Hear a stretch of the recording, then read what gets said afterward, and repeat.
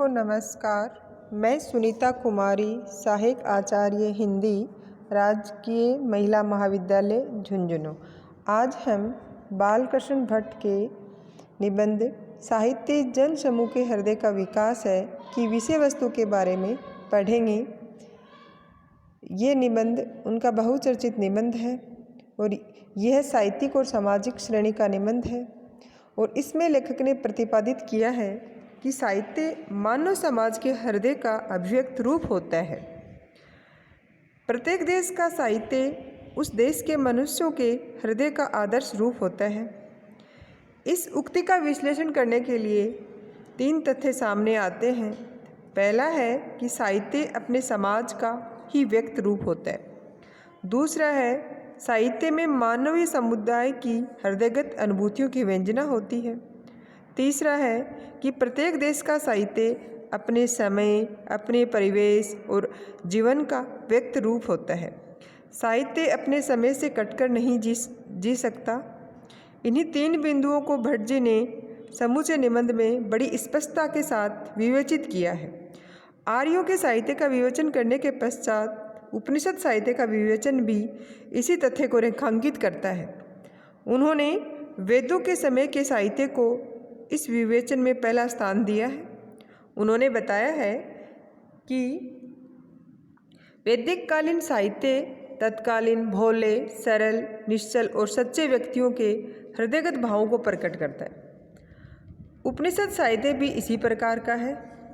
प्रकृति के उपासक आर्य जब प्राकृतिक पदार्थों की उपासना करते करते ईश्वर के विषय में जानने समझने लगे तो उपनिषद साहित्य सामने आया। धीरे धीरे आर्यों की संख्या बढ़ती गई और उसी अनुपात में उनके रीति रिवाज भी विभिन्न रूपों में सामने आने लगे। परिणाम स्वरूप स्मृतियों के साहित्य का भी विकास हुआ। उन्होंने बताया है कि किस तरह से वेद साहित्य, उपनिषद साहित्य, रामायण और महाभारत साहित्य, प्राकृतिक और साहित्य, पुराण साहित्य, किस तरह से साहित्य का विकास होता गया। साहित्य के विशिष्ट अंगों में रामायण और महाभारत की चर्चा भी इस निबंध में की गई है। भट्ट जी ने इन दोनों ग्रंथों को विशिष्टता के साथ रेखांकित किया है। महाभारत के पश्चात के समय और बदल जाता है। परिणाम स्वरूप बौद्धों का समय आता है और फिर प्राकृत युग में लिखा गया साहित्य सामने आने लगता है। ये साहित्य भी जन समूह के हृदय के विकास को अभिव्यक्ति देने में पूरी तरह सक्षम है। इसी क्रम में भट्ट जी ने पुराण साहित्य का युग, तांत्रिक युग और बाद के साहित्य की भी विवेचना की है। इसी प्रकार समूचे निबंध में भट्ट जी ने प्रतिपादित कर दिया कि साहित्य जन समूह के हृदय का विकास है। वास्तव में इस निबंध में बड़ी कुशलता के साथ भट्ट जी ने साहित्य को राष्ट्र या समाज के जनमानस का विकसित रूप प्रमाणित करने का सार्थक प्रयास किया है। उन्होंने ये भी व्यक्त कर दिया है कि वैदिक काल के साहित्य से लेकर अपने युग तक के साहित्य की मीमांसा ये प्रमाणित करती है कि परिस्थिति, परिवेश और समयानुसार जैसे जैसे जनमानस में बदलाव आता गया वैसे वैसे साहित्य भी नित्य, नवीन और परिवर्तित रूप में सामने आता गया। भट्ट जी ने संकेत किया है कि विभिन्न जातियों और वर्गों में विभाजित करने का दोष पुराण और तंत्र साहित्य पर भी है। भट्ट जी ने साहित्य में मनुष्य के मनोगत भावों को भी अभिव्यक्ति दी है। भट्ट जी ने प्रतिपादित किया है कि मनुष्य के मनोगत भावों का हर्ष, विषाद रूप ही साहित्य में व्यक्त होता है। उन्होंने बताया है कि यदि मानव समाज दुखी होता है, निराश होता है तो साहित्य में भी इसी प्रकार के भाव व्यक्त होते हैं। इसके विपरीत स्थिति में अर्थात हर्ष और आनंद की स्थिति में साहित्य हर्षोल्लास और आस्था के स्वर को गुंजित करने लगता है। यही प्राकृतिक नियम है। इसी नियम के आधार पर साहित्य गतिमान होता रहता है। इसी आधार पर भट्ट जी ने स्वीकार किया है कि यदि साहित्य को जन समूह के चित्त का चित्रपट कहा जाए तो संगत प्रतीत होता है। किसी देश का इतिहास पढ़ने से उस देश का बाहरी हालचाल हम जान सकते हैं, किंतु जब साहित्य के अनुशीलन में प्रवृत्त होते हैं तो समय समय पर समाज में व्याप्त आभ्यंतरिक भाव भी व्यक्त होने लगते हैं। अब पढ़ेंगे साहित्य और समाज का सनातन संबंध होता है। सभी भारतेंदुयुगीन साहित्यकारों ने साहित्य और समाज के घनिष्ठ संबंध को भी स्वीकार किया है। अंग्रेजी, बंगला आदि भाषाओं में जो श्रेष्ठ साहित्य लिखा गया उसका अनुवाद भी इसी भावना से प्रेरित होकर किया गया है। अनेक साहित्यकारों ने साहित्य के स्वरूप, उसके प्रभाव, उसके कारण तथा प्रयोजन आदि विषयों को अपने निबंधों का आधार बनाया है। भट्ट जी भी यही मानकर चले हैं कि कोई भी साहित्य समाज के बिना गतिमान नहीं हो सकता। सामाजिक परिवर्तन साहित्य को परिवर्तित कर देते हैं और प्रत्येक स्थिति में साहित्य और समाज का घनिष्ठ संबंध बना रहता है। फिर है प्राचीन साहित्य का विकास, कि प्राचीन साहित्य का विकास कैसे कैसे हुआ। तो भट्ट जी ने बताया है कि साहित्य में अपने समय के समाज की विभिन्न प्रकार की धड़कनें और हलचलें सुनी जा सकती हैं। आगे चलकर महावीर प्रसाद द्विवेदी ने भी इसी मान्यता को पोषण किया था और निष्कर्ष दिया था कि साहित्य समाज का दर्पण है। भट्ट जी ने साहित्य को समाज की भावनाओं के साथ विकसित और परिवर्तित होते हुए देखा है, उसी आधार पर अपने विचार व्यक्त किए हैं। भट्ट जी का निष्कर्ष है कि साहित्य में समाज की भावनाओं तथा परिस्थितियों को अभिव्यक्त किया जाता है। विश्व भर के साहित्य में मानव समाज के हृदय की कोमल, कटु, तीव्र, मंद अनुभूतियों को युग विशेष के संदर्भ में प्रकाशित किया जाता है। भारतीय साहित्य का विकास और इतिहास इसका स्पष्ट प्रमाण है। अपनी इस बात को स्पष्ट करने के लिए भट्ट जी ने आर्यों के साहित्य, उपनिषद साहित्य और रामायण महाभारत आदि के उदाहरण भी दिए हैं। अब हम पढ़ेंगे वेद साहित्य क्या था। भट्ट जी ने स्पष्ट किया है कि वेदों के समय साहित्य की विवेचना की जाए तो स्पष्ट प्रतीत होता है कि वैदिक कालीन साहित्य तत्कालीन, भोले, निश्चल, सरल और सच्चे व्यक्तियों के हृदयगत भावों को प्रकट करता है। वेद साहित्य से ये प्रमाणित होता है कि उस समय के लोग प्राकृतिक शक्तियों में विश्वास करके चलते थे। यही कारण है कि प्रातःकालीन सूर्य की छवि देखकर ही उन लोगों ने अज्ञात और अजय शक्ति पर विश्वास कर लिया था। ये वही रहस्य है जिसकी प्रेरणा पाकर वैदिक कालीन साहित्य की प्रकृति की उपासना और वंदना का साहित्य बनकर सामने आया। भट्ट जी ने स्पष्ट किया कि वेद साहित्य से तत्कालीन समाज की ऐसे ही सरल, कोमल स्वरूप की छवि स्पष्ट होती है। अब हम पढ़ रहे हैं उपनिषद साहित्य। वेदों में प्रकृति की शक्तियों के प्रति कौतूहलपूर्ण कृतज्ञता के भाव अधिक हैं। धीरे धीरे भारतीय आर्यों ने इन्हीं प्राकृतिक पदार्थों में ईश्वर के संबंध में चिंतन करना प्रारंभ कर दिया।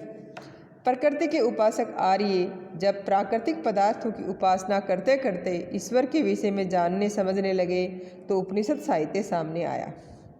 धीरे धीरे आर्यों की संख्या बढ़ती गई और उसी अनुपात में उनके रीति रिवाज भी विभिन्न रूपों में सामने आने लगे। परिणाम स्वरूप स्मृतियों के साहित्य का विकास हुआ।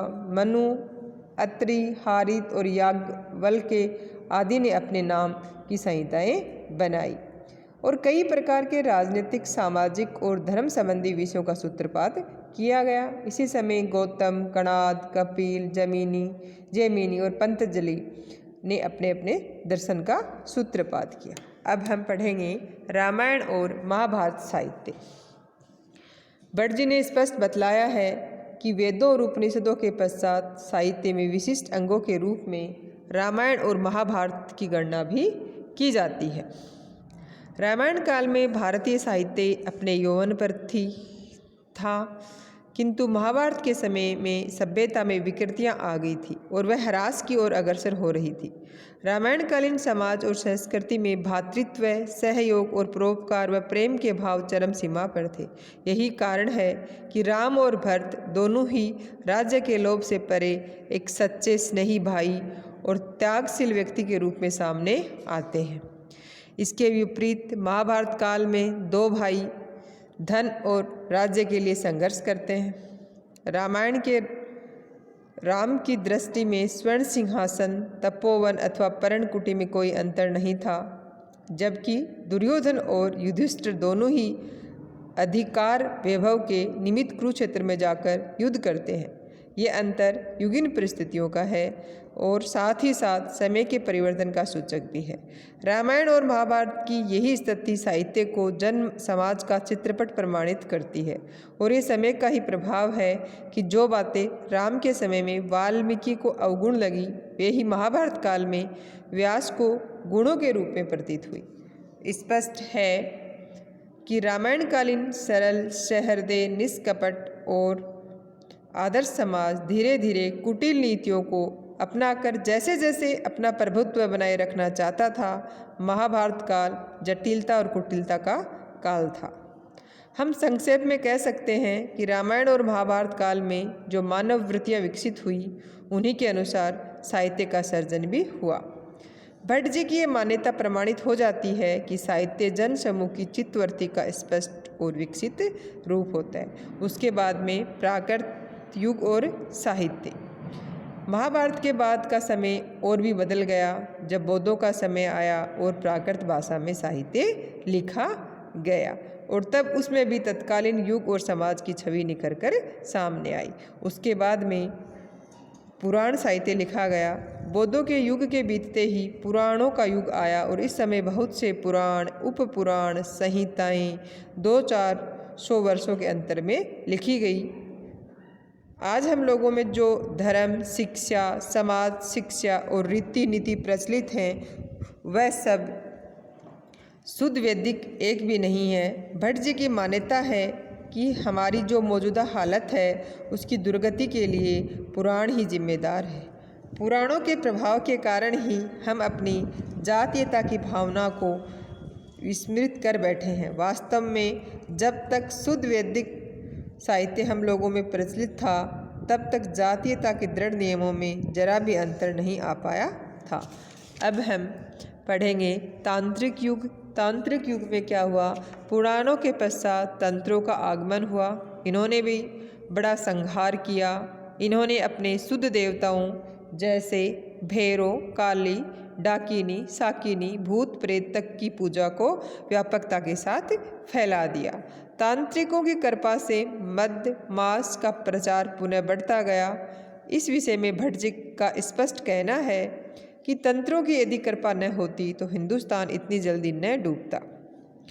बहुत से पुराण तो तंत्रों के बाद ही बने हैं, उनमें तांत्रिकों के सिद्धांतों की ही पुष्टि दिखलाई देती है। अब हम पढ़ेंगे प्राकृत के बाद का साहित्य। निबंध के अंत में भट्ट जी ने प्राकृत के बाद के हिंदी के प्राचीन साहित्य की चर्चा भी की है। उन्होंने 2 ग्रंथों पर प्रकाश डाला है, पद्मावत और पृथ्वीराज रासो। उनके अनुसार पद्मावत तो थोड़ा बहुत उपयोगी है, किंतु रासो जो है वो बिल्कुल ही गुण शून्य है। अब हम उत्तरकालीन भारतीय साहित्य का अध्ययन करने के बाद भट्ट जी ने थोड़े से निष्कर्ष दिए हैं। भारत में पुराणों के कारण एक ओर तो मतांतर और संप्रदाय बढ़ने लगे, दूसरी ओर विभिन्न प्रांतों की दूरियों के कारण गुजराती, मराठी, बंगला आदि विभिन्न भाषाओं का विकास होने लगा। हिंदी के अंतर्गत ब्रज भाषा, बुंदेलखंडी, बेसवाड़ी आदि अनेक बोलियां आती हैं और विस्तार की दृष्टि से भारतीय भाषाओं की बड़ी बहन है। ब्रज भाषा की बुंदेलखंडी स्वरूप में ही अधिकतर कविताएं रची गई हैं। अब हम बालकृष्ण भट्ट ने यह भी स्वीकार किया कि हिंदी में रचित साहित्य संख्या में प्रचुर भले ही हो, गुण और गहराई में संस्कृत से हल्का है। हिंदी में गद्य लेखन की कमी की ओर भट्ट जी ने संकेत किया है। साथ ही ये भी कहा है कि जितना भी है वह कमज़ोर है। हम ये कहना चाहते हैं कि भट्ट जी के समय तक तो हिंदी गद्य की स्थिति यही थी, किंतु अब ये स्थिति नहीं है। आज तो गद्य का पर्याप्त प्रचार प्रसार हो गया है, अनेक गद्य विधाएँ सामने आ गई हैं और हिंदी में लिखित गद्य पर्याप्त प्रौढ़ और पुरस्कृत भी है।